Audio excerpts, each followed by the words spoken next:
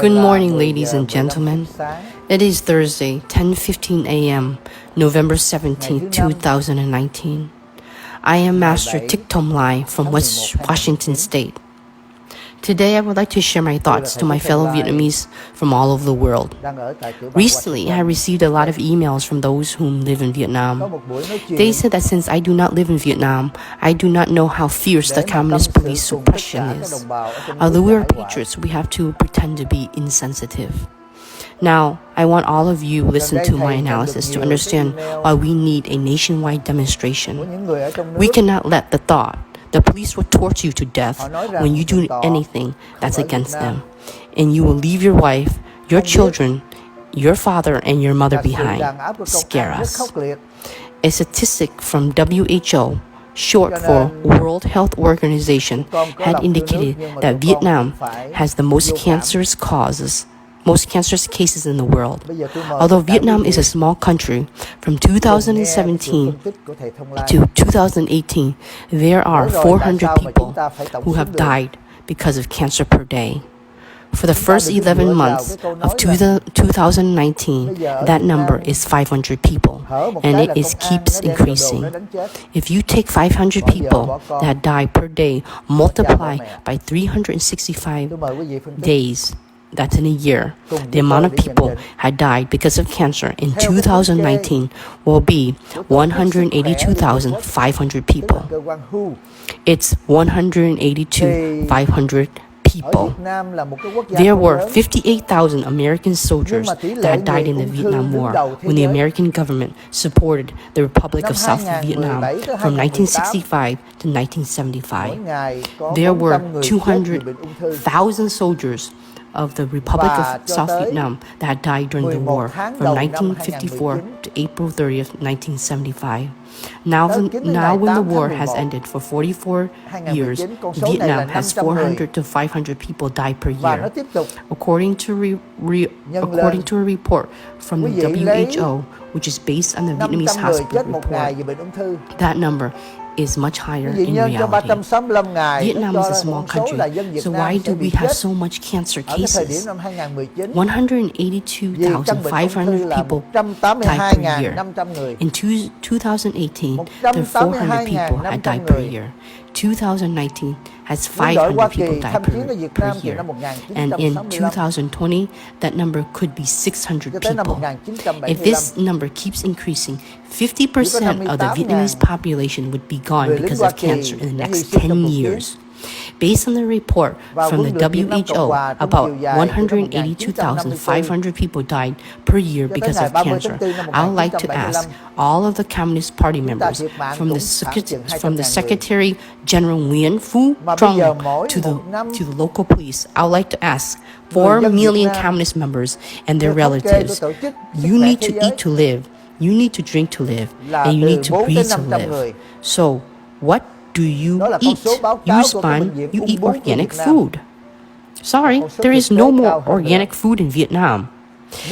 If there was, that would be your turn to have it. All the vegetables and fruits are contaminated by Chinese chemicals.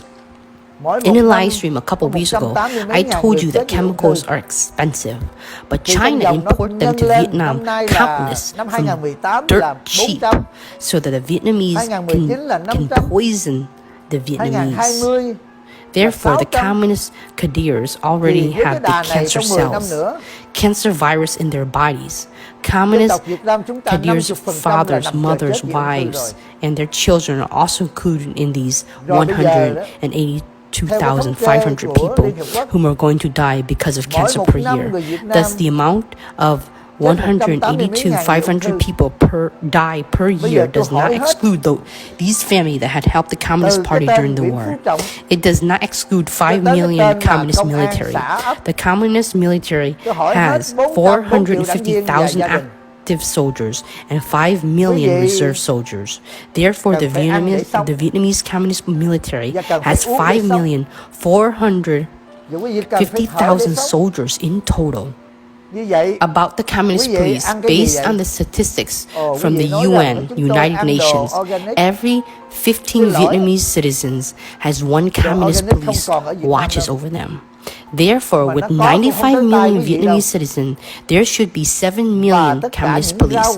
So 7 million Communist police do not need to eat or drink, do not drink to live.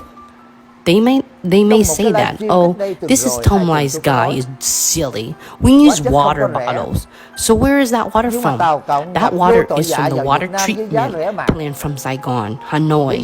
And the water is already contaminated at the intake source. You also say that you are using the vegetables that are grown from your backyard. If you think those vegetables are not contaminated, think again. Where did you get the water to water your plants? Unless 7 million bloodthirsty Communist police and their relatives, it's about more than 10 million people, still live fine without eating anything, without drinking anything, and without breathing the polluted air. Even soda, beer, and alcohol contain Chinese chemicals.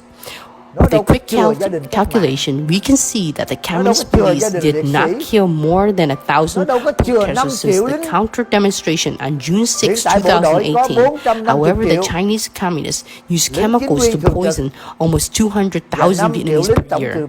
This number will increase every year exponentially. Very soon, 95 million Vietnamese, 4 million Communist Party members, and their relative is about more than 10 million people. 5 million reserve Communist soldiers and 450,000 activist Communist soldiers with their relatives are about 20 million people in total. These 20 million peoples are ready to be the henchmen for China. Unfortunately, they still get these poison chemicals from China. Doesn't matter where you get the water for watering your vegetables and fruits. The water is still contaminated by Chinese chemicals. I can use the consequences in 30 or 40. I can see the consequences in 30 or 40 years in the future. The fatal automobile accident in Vietnam is about 10 to 15,000 cases per year. And this number is nothing when we compare it with the number of cases that died because of cancer. Soon enough, within 95 million Vietnamese people, 20 millions are related to the Vietnamese Communist Party. We don't count these people anymore because these people are ready to be Chinese henchmen, ready to betray their country. Next, those who usually say that don't ask me to participate in the demonstration, Communist people will kill me if I do so. My wife and my children will be left behind. If you don't demonstrate, you are going to die anyways. If you do not die because of poison, you are going to die because of transportation accident. If you're not dying because of transportation accident, you are going to die because of illegal confiscation of property. There are many ways to die. You live with selfishness. Just care about your family. Just care about your wife and your children. You are going to regret one day when you get the blood test back results. Your father has cancer, your mother has cancer, your wife and your children all have cancer, and they just have 90 days left to live.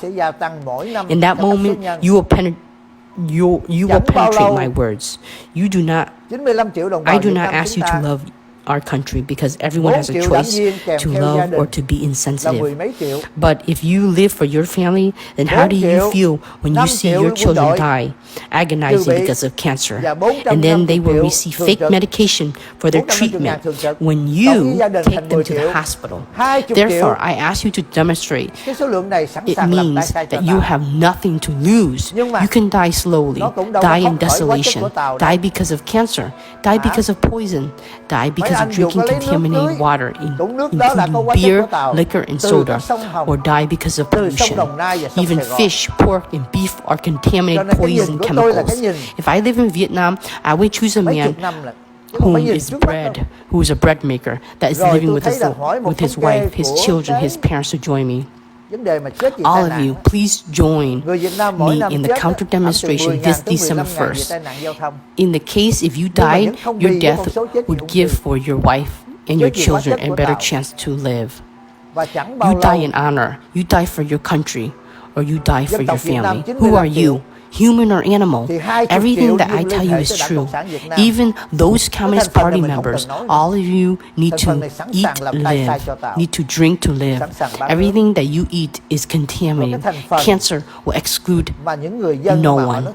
China will not love the Vietnamese like they do with their citizens. Hong Kongers are the same race and bloodline that Chinese from mainland, but the Chinese Communist dare still attack and kill them without mercy. I can see how the Chinese government truly is, so my heart are aching a lot. Can anyone answer me? You can Google the number of cancer cases in Vietnam to see if I lie to you or not. In 2018, there were 400 people die daily. Multiply that number by 365 days per year, equal 146,000 had died. Just 11 months in 2019, there are 500 people died daily. Multiply that number by 365, equal 182,500 people had died. Therefore, you are a head of your household, and you still care for your wife, your children, and your parents. You need to demonstrate there is no other way to help you to survive. Vietnam has 95 million people in population, 4 million Communist Party members, and their relatives are more than 10 million people. We don't count these people anymore. They deserve to die because they are ready to be Chinese henchmen. And if China took over Vietnam, China would for sure execute these people first. In 5,450,000 Communist military soldiers, there are half of them that truly love their country, and in 7 million Communist police. According to a statistic, every 15 Vietnamese citizens, there are 15 police watchmen over them. For those 7 million policemen, they would also need to live, drink to survive. Can you avoid not eating contaminated food? All the water that's supplied from the water treatment plants are also contaminated. Hence, the death of the Vietnamese people are caused by Chinese poison. No exception. 4 million Communist Party members and their family, 7 million Communist police and their family, and 5 million Communist soldiers and their family are a total about 50 million people. These 50 million people deserve to die. The other 50 cannot realize this situation. Thus they say they cannot demonstrate because they are afraid of dying, afraid of the Communist police revenge. But they choose to stay home. The 182,500 cancer cases per year will not exempt them and their family. My heart is truly aching. Looking at almost 100 million Vietnamese people, 50 million people are ready to be Chinese henchmen. The other half are insensitive. They just live and want to die. These people are no better than pigs. The steers in American slaughterhouses got fed and waiting to be killed for meat. All of you usually tell me that you do not want to demonstrate because you do not want to have a negative influence to your parents, to your wife and children. Very well. Answer me. You don't demonstrate, then the Chinese chemicals get into your parents' stomach, your wife's stomach, your children's stomach, and they will break out with a ratio of 182,500 per year. Next year will be 200,000 per year. And in 2025, is half of the population are cancer, and 50 million Communist Party members and their families in China can invade Vietnam without sending any soldiers to a battlefield. The Communist Party members are ready to be henchmen. The rest of the Vietnamese people are not henchmen, but they have cancer. With a corrupted country like this, the Chinese can take over without force because of chemicals that the Chinese export to Vietnam. The death tolls doesn't include dying because meth, dying because of cocaine, dying because of AIDS, dying because of prostitution, many ways to die. You have nothing to lose. This is Master Thich Thong Lai's vision. Now all of you can answer me. All of you have the right to answer. From the general of secretary to a guerrilla to a local communist police, a traffic police on the street, a private soldier in a communist people's army, and to a general, what do you do to survive? What can you do to avoid Chinese chemical? What do you eat that aren't contaminated? What do you drink that isn't contaminated? If you water your own farm, there's no more clean water in Vietnam. Dang Nai River is polluted severely. It's over the red zone with Western countries are criticized. Saigon River is contaminated severely. Also, all the rivers that supply from Hanoi are in the same situation. Then the prospect when you say, oh, if we had a contaminated river, we can get all night long to get clean water from a water truck. But where is the water from? Is that 100% clean? My apology in advance. I have a few Buddhist followers travel back to Vietnam and drink water bottles that they have purchased over there. After that, they got severe diarrhea. And these Communist Party members, you answer me. Unless you live without eating, without drinking, you cannot avoid Chinese chemicals. For these insensitive people who turn their backs to your own race, usually telephone and condemn Master Thong Lai, you can ignore your motherland, forget your responsibility of protecting your country, but you cannot ignore your parents. You cannot watch your wife and your children consume chemicals and die because of cancer. If you state that you do not care about your wife and children, nor your parents, then you are lower than an animal. I don't want to talk about these kind of people. At least there are 50 million people out of 95 million will listen to my analysis and understand that you have nothing to lose. It is a matter of time. You will die. Whether you die in honor or in shame. If you join together for a counter-demonstration, then you will have a chance to live. Otherwise, you will die because of cancer or pollution or eating contaminated food. The cause of death is waiting for you. Look at the number and you will see what I told you is true. You can Google to see there are 400 people die daily because of cancer. These reports are conducted by the WHO for the year 2018. These are not included those who doesn't have money for physical examination. By the time they reach the hospital, it will be too late. 182,500 Vietnamese are waiting in line for their turn to the funeral homes. Tens of thousands of people die because of transportation accidents. Hundreds of thousands die because of consuming chemicals. I don't ask you to love your country, but how can you turn your back to your parents? How can you be silent to see your wife and sibling eat and drink poison? But you are willing to blame these overseas people who speak about the truth? In the U.S., we don't eat polluted food. We have plenty of healthy food and clean water due to the vigorous inspection of the FDA on imported goods. Why do us have to speak up? Because of our people in Vietnam at the verge of extinction because of the Chinese chemicals. The Chinese do not have this extinction plan recently. They have planned this over the past 44 years. A country with 95 million, but half are willing to be henchmen for China. 10 million of the young adults live selfishly to get drunk, using drugs, taking meth. They live without a purpose like an animal, and 40 other million are crippled, waiting for death because of cancer. The Chinese doesn't need force to take over. A few more years from now, Vietnamese will vanish. There are a few people in the U.S. called me yesterday to ask why I praise the HO people. Is it true that I depend on these HO organizations because they're still fighting for the communists regardless of their old age? The one that called me was also old. He joined many anti-communist organizations since 1975. He also got manipulated by these organizations many times. He realized these organizations fighting each other, so he lost his beliefs. He told me that he did not want to go back to Vietnam. He visited Japan, Korea, Hong Kong, Singapore. He did not see all the bad things or heartbreaking that happened in Vietnam. He only visited the Southeast Pacific region. He asked me not to call him to march for demonstration on the December 1st, 2019. I told him that is great, but I don't want to ask him a question. But I do want to ask him a question. I want to know if he visited Japan yet. He said that he did last year. I asked him further if he saw those posters written in Vietnamese displayed in the airport and shopping center. I told him those posters said, "Beware of Vietnamese shoplifting."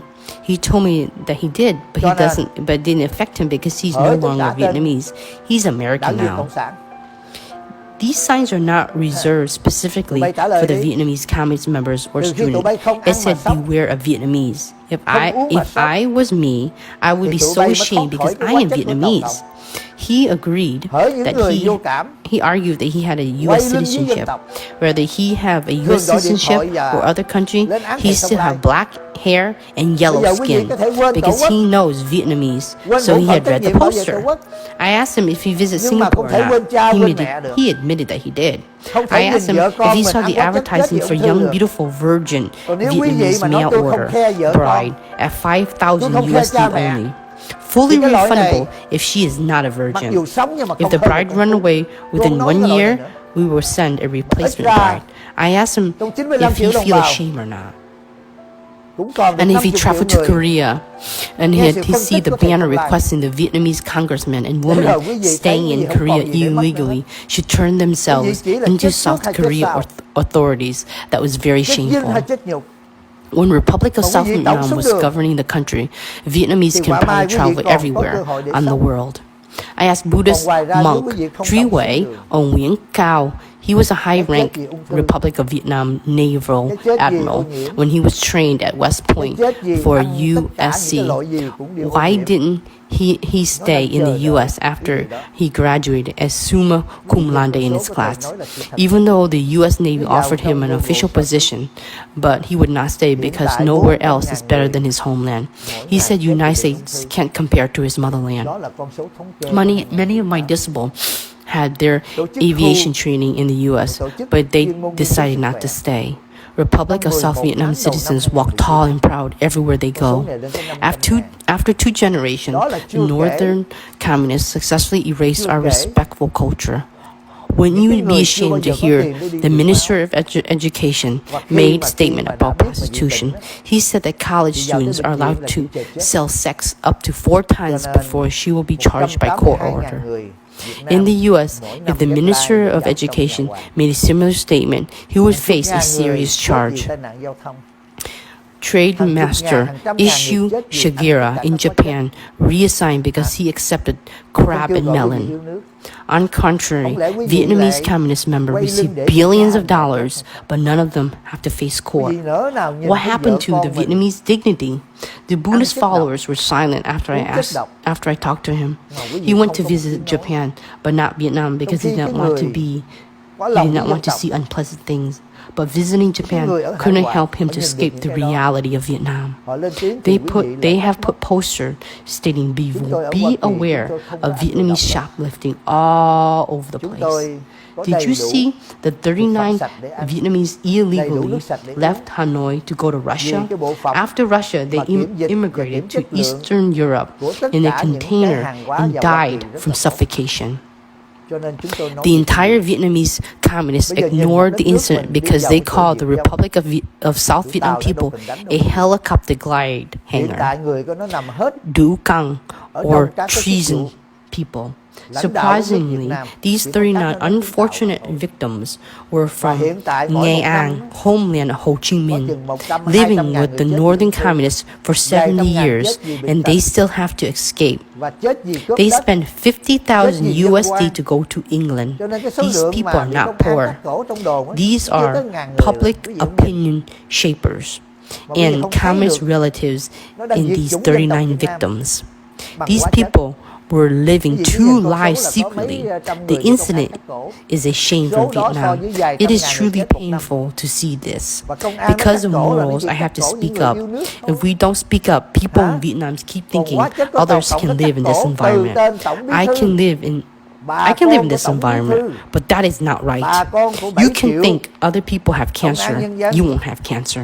You can pray that cancer cells won't kill you. It is impossible if you don't eat, drink, or breathe poison chemicals.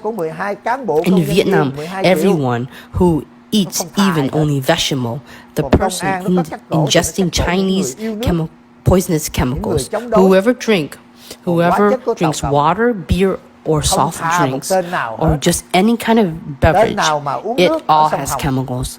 Look at how all these factories produce a beverage in Vietnam. You will understand. You can argue with me that you plant your own vegetable, but how do you water your plants? All the waters are polluted.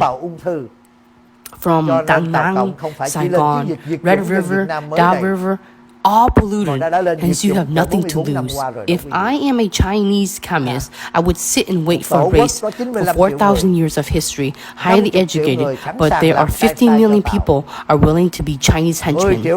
But being their henchmen, they will not save your life from cancer. The other 15 million people who try to be conservative, to protect their family, answer if you can get away with cancer. One day you will eventually take your family member to a hospital and cry on social media for help. In Southeast Asia, Thailand, Laos, Cambodia, and Philippines are not listed as a country that has the most cancer. However, Vietnam is listed as a country that has the most cancer cases in the world. Look at it. 400 to 500 die a day, or at least 2,000 people died a year. This is a case of a human race. This is a death of a human race. Who will save us? Don't wait for the United States to save us because we are the one consuming the Chinese chemicals. The Chinese transport chemicals to Vietnam so Vietnamese can kill Vietnamese. Do not pray God to save us. God do not give us the chemicals to poison the Vietnamese. Do not pray to Buddha to save us because he did not give us a chemical to kill our fellow Vietnamese. Chinese gave us the chemicals because he did not give us the chemicals to kill our fellow Vietnamese. China gave us the chemicals so we can kill ourselves. If we beg them, they will let us live? Of course not. Therefore, all the young men are backbones of their family. All the husbands who has knowledge don't want their wives and children die slowly. All the sons and daughters who don't want their parents to die because of cancer. You should join me for a counter demonstration on December the 1st. The government can't capture and kill the entire Vietnamese race. You have a chance to live if you decide to demonstrate. You would definitely die if you don't. Answer me. 2 of the 4 million Vietnamese Americans are from HO program. This 2 million didn't respond because they didn't get affected as long as they don't go back to Vietnam. Let me ask you, if you feel shameful when you travel to Japan and see the local people wrote, "Beware of Vietnamese," because they are shoplifting. In Singapore, advertises sell virgin Vietnamese at 5,000 USD, 100% guaranteed will replace if run away within a year. They treat Vietnamese girls like animals. Isn't that shameful? South Korea sent warrants for Vietnamese delegation who travel illegally in this country. The Korean's immigration department asked these delegations to turn themselves in for plea bargains. It is so shameful to travel. The Minister of Education used fake degree. A shoe shine boy of Republic of South Vietnam can speak better English than the Minister of Education. This minister said a female college student allowed to sell sex up to 4 times. She only has to face court on the 5th time.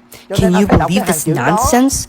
Because the Minister of Education has this kind of behavior. Therefore, 4 generations in the northern and 2 generations of southern Vietnam had completely wasted. Each generation is about 25 years. The Republic of Vietnam lost the war for 44 years, or about 2 generations. You cannot wait for United States. Can you blame the Vietnamese overseas people? Can't Master Thich Thong Lai disciples who can speak up, who has human rights, give up a day in during this Thanksgiving holiday? One of the most important deaths of the 4 great deaths taught by the Buddha is the death of the country. As time goes by, different parties of the communists will take turns to control Vietnam. However, if the Chinese communists take over the country, we will lose everything. Because of this reason, I send out this message to my disciples. If you still have even a little more moral sense, any little Buddhism in your mind, those who practice Pure Land methods must know the most important requirement is having Buddhism mind. meaning open your heart and your mind to love and care for others who are still suffering. I don't ask you to love and care for 10 billion people on this world. I only ask you at least to love and care for the Vietnamese race who have the same bloodline with you. You should be thankful for your ancestors and your race.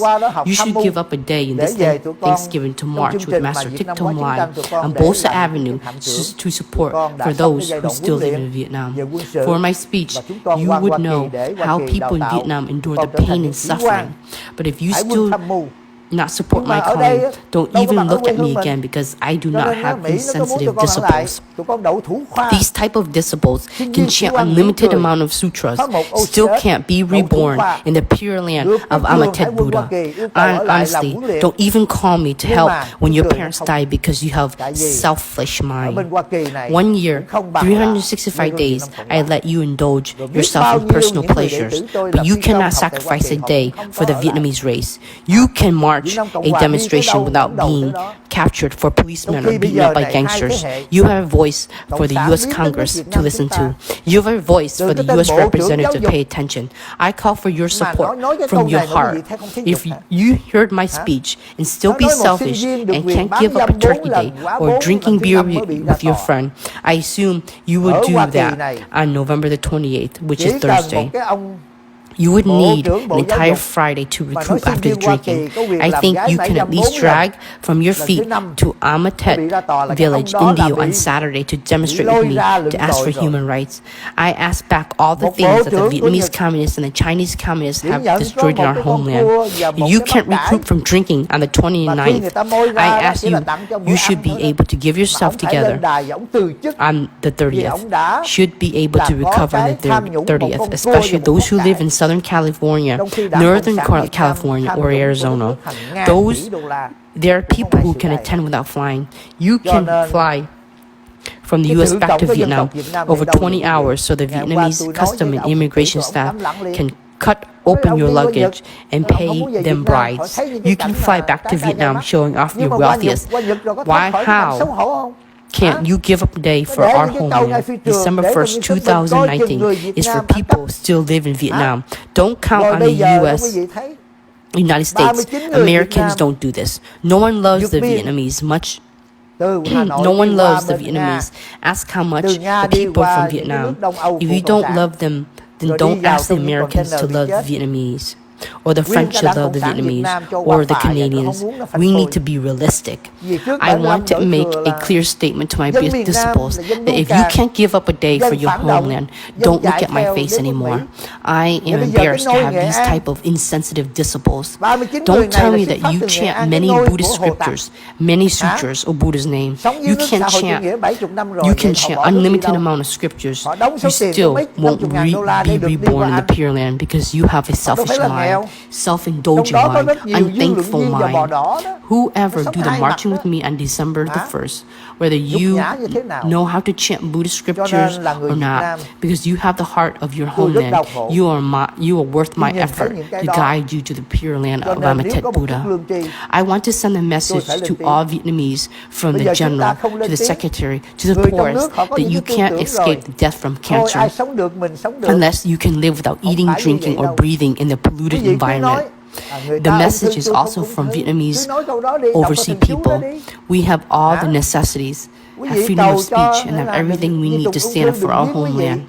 We are good as Israel. There are 2 million Israel in the U.S., but they can't affect the entire U.S. government. They ran the U.S. administration. Whatever President Trump wanted to do, he would not interfere with Israel. As a matter of fact, his son-in-law is also Israel. If you want to run for U.S. Senator, you better get along with Israel. It will also be the same in the Congress or Supreme Court. Every year, the United States give them $10 billion aid fund for Israel.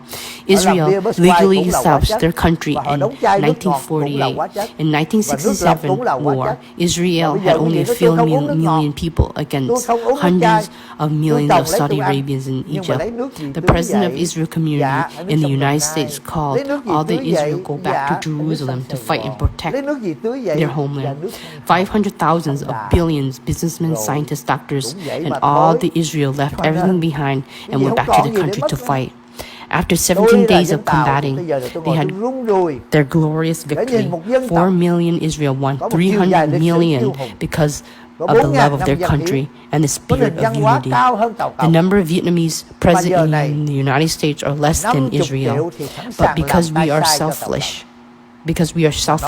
we can only act when bad things happen to our family, father or mother. When that happens, it will be too late. I don't have anything to lose, especially those who still live in Vietnam. Those who live in the United States don't lose anything when you spend a day to support for your homeland. Your human rights won't be violated. You won't be captured by the police, nor facing court, or bullied by gangsters. Why won't you demonstrate for the Vietnamese race? Every day you ask why the United States haven't helped the Vietnamese. Well, Americans or not Vietnamese, we are Vietnamese and we still don't love our own people. How can you expect the Americans to love our people? We should do this demonstration like Hong Kongers. Do you see how brutal Chinese communists suppress the Hong Kongers? Freedom is not free. Hong Kongers haven't consumed poisonous food. Their environment haven't been polluted. They still have many ways to survive, unlike Vietnamese. A way of being silent will terminate you. But if you stand up and demonstrate, there are a chance to save your father, your mother, wife, and children, and to protect your country. Yours, most sincerely. I had talked more than enough. Look at the number of people die from cancer daily and multiply by 365 days. That would be over 180,000 deaths a day. That is the number you didn't realize. You only see the number of people died in police station because of demonstration. This death toll compared to the number of people died from cancer, which one will terminate the Vietnamese race? Which number will lead you to freedom? Who will help to save the Vietnamese race? The 4 million Vietnamese overseas? I don't want to hear all the complaints how this organization won't cooperate with the other. Organization complaints are their own business. Complaints will not give freedom and rights for Vietnam. However, the demonstration on December the 1st will give people in Vietnam moral support. People in Vietnam, please don't cry how Vietnamese overseas people are insensitive and forgetful. You will die of cancer whether you cry or not. Only demonstration will give your family and the Vietnamese race a chance to survive respectfully. Là 4 triệu người, trong đó HO và gia đình 750.000 người đầu tiên và gia đình thì qua đây thành 2 triệu. Nhưng mà tụi con là trong số 2 triệu tụi con sẽ không có hưởng ứng. Tại vì tụi con không về Việt Nam, tụi con không có cái gì mà ảnh hưởng. Tôi trả lời, tôi hỏi anh vậy á, anh có nhục nhã khi đi qua Nhật thấy người Nhật nó viết hãy coi chừng người Việt Nam là bọn trộm cắp. Rồi đi qua Singapore, những cái quảng cáo bán rẻ, bán rau, một cô gái Việt Nam còn trinh chỉ có $5.000. Nếu mà không còn trinh đền cho con khác, giống như là một con thú. Và nếu nó bỏ trốn chạy thì sẽ đền cho con khác. Không thấy nhục hả? Rồi qua tới Nam Hàn thì nó để những cái bản kêu gọi các đại biểu của Cộng sản Việt Nam đi trong phái đoàn ngoại giao của năm rồi đã trốn ở lại, hãy trình diện cùng với Bộ Di trú của Nam Hàn để được khoan hồng. Nó nhục cỡ đó mà quý vị nói đi chỗ nào không thấy nhục. Tôi nói đi chỗ nào cũng thấy nhục hết. Bộ trưởng giáo dục mà xài bằng giả, Bộ trưởng giáo dục Cộng sản Việt Nam mà nói tiếng Anh còn thua em bé đánh dài của thời Việt Nam Cộng Hòa. Bộ trưởng giáo dục mà nói rằng một cô gái sinh viên có quyền bán dâm 4 lần, lần thứ 5 mới bị ra tòa. Quý vị nghĩ còn cái gì nữa không? Người đứng đầu ngành giáo dục mà như vậy. Cho nên dân tộc Việt Nam chúng ta, miền Bắc là 4 thế hệ hư hỏng rồi, miền Nam là 2 thế hệ, mỗi một thế hệ là 25 năm, mất nước 44 năm là 2 thế hệ rồi. Cho nên bây giờ chúng ta chờ Hoa Kỳ hả? Như vậy chúng ta trách những người Việt Nam là những người ở hải ngoại này, những đệ tử của thầy Thong Lai. Tụi con có nhân quyền, tụi con có tiếng nói, tụi con không lẽ hy sinh được một ngày ăn thánh nghi vinh. Cái ngày lễ tạ ơn này, trong tứ ân của Đức Phật có cái ơn Tổ quốc đứng đầu. Đảng Cộng sản chiếm nước Việt Nam thì sau này thời gian có đảng khác lên giành lại. Chính phủ này chiếm nước Việt Nam, vài bữa có chính phủ khác chiếm lại. Nhưng mà để cho đất nước Việt Nam mất vào tay Tàu Cộng rồi thì chúng ta mất tất cả.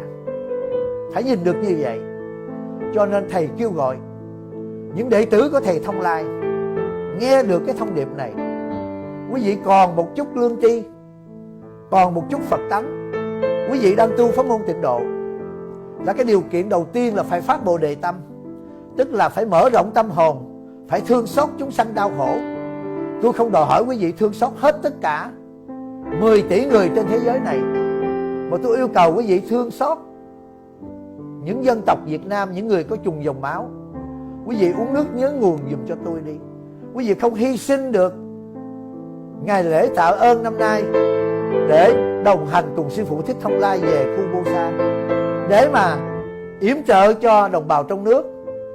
Nãy giờ tôi nói những cái đồng bào trong nước họ khổ như vậy rồi, mà nếu mà quý vị đang là đệ tử của thầy mà quý vị không ủng hộ cái lời kêu gọi của thầy thì quý vị đừng có nhìn mặt thầy nữa.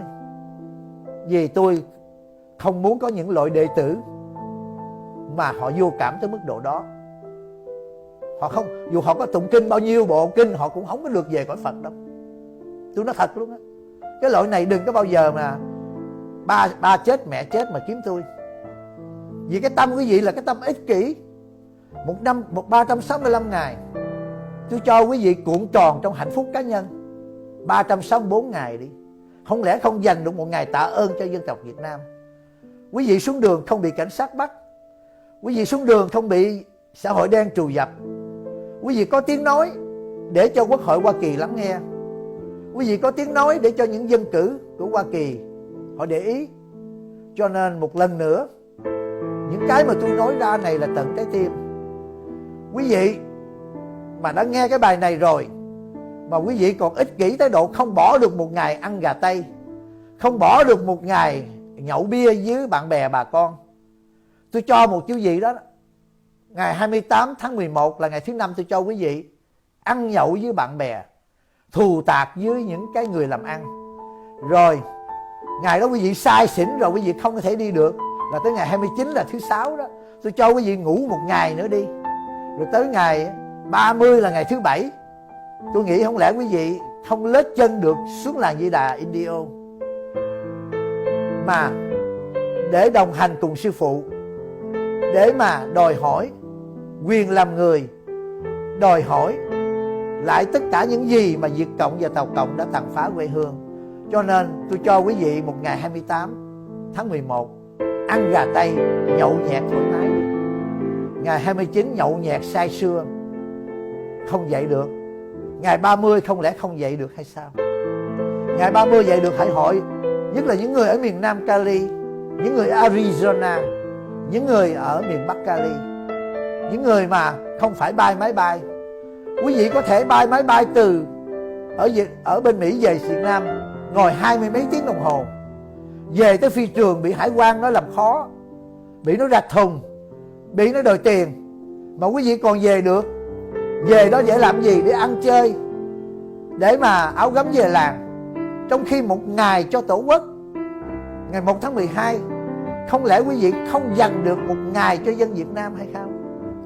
Quý vị đừng có dành cái này cho Hoa Kỳ. Người Hoa Kỳ họ không có làm chuyện đó đâu. Không ai thương dân tộc Việt Nam chúng ta bằng người Việt Nam. Người Việt Nam mà không thương người Việt Nam thì đừng đòi hỏi người Hoa Kỳ phải thương người Việt Nam, đòi hỏi người Pháp phải thương người Việt Nam, người Canada phải thương người Việt Nam. Cho nên thực tế về một chút đi. Và kỳ này tôi nói rõ, những đệ tử của tôi mà tới nước này mà không có xuống đường, không dành một ngày cho quê hương, một ngày trả ơn cho Tổ quốc, thì những người đó đừng nhìn mặt tôi nữa. Đừng nhìn mặt tôi nữa. Vì nhìn tôi thấy hổ thẹn thêm. Vì tỳ kheo Thích Thông Lai không muốn có những loại đệ tử này. Và quý vị đừng nói là tôi tụng rất nhiều kinh, tôi trì rất nhiều cứu, tôi niệm rất nhiều danh hiệu Phật. Mấy người này có niệm bao nhiêu thì cũng chẳng đi đâu đâu. Vì cái tâm quý vị là cái tâm ích kỷ, cái tâm hưởng thụ, cái tâm vô ơn bạc nghĩa. Còn cái vị nào đó mà đồng hành cùng sư phụ Thích Thông Lai ngày 1 tháng 12, dù không biết tụng kinh, không biết niệm Phật, nhưng mà người đó có trái tim cho Tổ quốc, biết đền ơn, cha mẹ, và cái người đó xứng đáng để được thầy trợ niệm, xứng đáng được Đức Phật Di Đà đón về Tây Phương Cực Lạc. Cho nên thông điệp này gửi cho tất cả những người Việt Nam, từ tên chốt bu cộng sản cho tới người dân hèn. Quý vị không thể nào thoát chết, trừ trường hợp quý vị không ăn mà sống, không uống mà sống, không thở không khí ô nhiễm mà sống. Và tất cả người Việt Nam ở hải ngoại, chúng ta có đầy đủ tất cả phương tiện, đầy đủ tất cả tiếng nói, đầy đủ tất cả những cái gì để chúng ta đứng lên bảo vệ quê hương. Người Việt Nam không thua người Do Thái. Số lượng người Do Thái ở Hoa Kỳ cũng có 2 triệu người, mà họ khuynh đảo toàn thể chính quyền Hoa Kỳ. Họ có mặt ở trong hành pháp. Tổng thống Trump muốn làm cái gì chứ không dám đụng tới người Do Thái. Rể của Tổng thống Trump cũng là người Do Thái. Rồi Quốc hội Hoa Kỳ làm cái gì chứ mà muốn ngồi cái ghế thượng nghị sĩ dân biểu cũng phải không mít lòng người Do Thái. Và tối cao pháp viện Hoa Kỳ cũng vậy. Và hàng năm dân Hoa Kỳ phải đổ vô để viện trợ cho Do Thái 10 tỷ đô la. Người Do Thái trong cuộc chiến năm 1967, lúc đó mới lập quốc, mới có mấy triệu người. Năm 1948 Do Thái lập quốc, tới năm 67, 48, 58, 67 mới có 19 năm. Toàn thể khối Ả Rập, Ai Cập 400 triệu người, đưa hàng trăm triệu quân vào để mà xóa sổ dân Do Thái. Lúc đó Chủ tịch Cộng đồng người Do Thái tại Hoa Kỳ kêu gọi tất cả những người đang có mặt tại Hoa Kỳ, tỷ phú, thương gia, khoa học gia, bác sĩ, tất cả những người nào đang có mặt tại Hoa Kỳ, bỏ hết tất cả, xăng tay áo, trở về Jerusalem, chiến đấu bảo vệ Tổ quốc. Ngay trong lời kêu gọi đó của Chủ tịch Cộng đồng người Do Thái năm 1967, tại Hoa Kỳ có gần 500.000 người Do Thái đang là những người thượng lưu, bác sĩ, kỹ sư, khoa học gia, thượng nghị sĩ, dân biểu. Họ trở về, họ cầm súng, họ chiến đấu với cái quân của khối Hồi giáo Ả Rập. Và trận chiến 17 ngày đó, Do Thái đánh tan 4 triệu dân, đánh tan 300 triệu dân. Là vì cái gì vậy? Vì tinh thần yêu nước, tinh thần đoàn kết. Người Việt Nam chúng ta có mặt ở Hoa Kỳ, lực lượng không thua người Do Thái, nhưng mà chúng ta ích kỷ. Chúng ta chờ chừng nào đụng tới gia đình cha mẹ chúng ta mới la làng. Quá trễ rồi. Cho nên quý vị không còn gì để mất hết, nhất là những người ở Việt Nam. Và những người ở Hoa Kỳ, quý vị không có gì để mà mất khi quý vị ủng hộ một ngày cho dân tộc. Quý vị không bị mất nhân quyền, quý vị không bị cảnh sát nhốt, quý vị không bị ra tòa, quý vị không bị xã hội đen trù dập, mà quý vị còn không xuống đường, thì quý vị đòi hỏi dân Việt Nam. Rồi quý vị ngày nào cũng trông tại sao Hoa Kỳ không vào cứu dân Việt Nam. Ủa, người Hoa Kỳ họ đâu có phải là người Việt Nam đâu. Chúng ta là người Việt Nam, mà chúng ta không thương người Việt Nam. Đòi hỏi dân Hoa Kỳ thương sao được. Chúng ta hãy làm đi như người Hồng Kông. Nhìn người Hồng Kông, Tàu Cộng nó tàn sát như thế nào. Tự do không phải là không có cái giá để trả. Nhưng mà người Hồng Kông họ chưa ăn chất độc, người Hồng Kông họ chưa có bị ô nhiễm môi trường, họ vẫn có nhiều con đường sống. Còn dân tộc Việt Nam không còn con đường nào khác. Ngoài con đường im lặng cũng chết, mà đứng lên để tổng xuống đường còn có cơ hội để cứu sống cho cha mẹ vợ con và bảo vệ cho Tổ quốc. Trân trọng kính chào. Tôi nói như vậy là quá đủ rồi đó quý vị. Hả? Quý vị nhìn coi, 400-500 người chết mỗi ngày, nhân cho 365 thành là 180 mấy ngàn người Việt Nam chết một ngày. Con số đó không ai thấy, mà chỉ thấy là có mấy chục người bị công an cắt cổ trong đồn. Hả? Mấy chục người bị công an cắt cổ trong đồn vì xuống đường, so với 100 mấy chục ngàn người bị Tàu Cộng bỏ hóa chất qua cái bàn tay của người Việt giết người Việt. số nào đáng nguy hiểm, số nào sẽ đưa chúng ta vào diệt chủng, và số nào sẽ đưa dân tộc Việt Nam đến bến bờ tự do. Ai sẽ cứu dân tộc Việt Nam? 4 triệu người ở hải ngoại. Tôi không muốn nghe những cái lời than thở, trách móc hội đoàn này không đoàn kết, hội đồng kia không đoàn kết là chuyện của họ. Lời trách móc không đem lại tự do dân chủ cho dân tộc Việt Nam.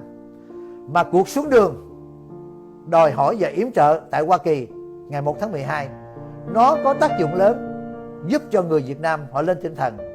Và người ở Việt Nam cũng đừng than thở trách móc. Không than thở là đồng bào Việt kiều vô tâm, không than thở là quý vị sống ở trong nước rồi bây giờ bị Việt kiều lãng quên. Than thở cũng chết, không than thở cũng chết. Chỉ có xuống đường mới mở đường máu cho cha mẹ vợ con và dân tộc mình được sống. Trân trọng kính chào.